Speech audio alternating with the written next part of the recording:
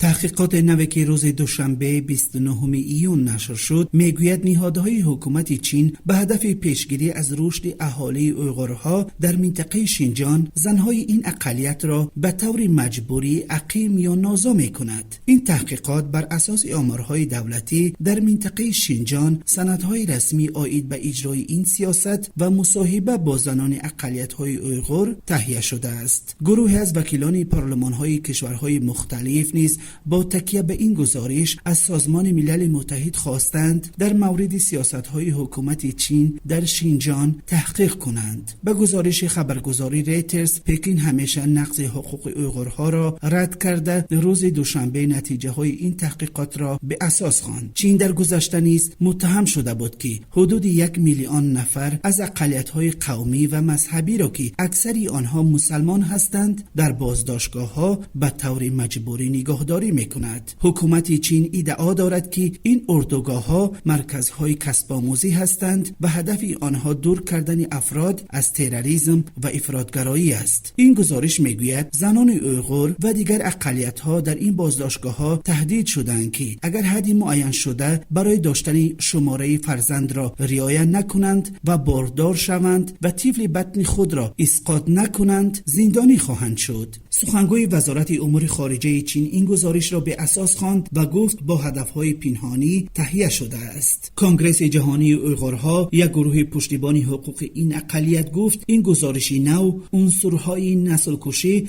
در سیاست حزب کمونیست چین را آشکار می‌کند و خواستار اقدامات بین المللی در برابر سیاست‌های پکین شد.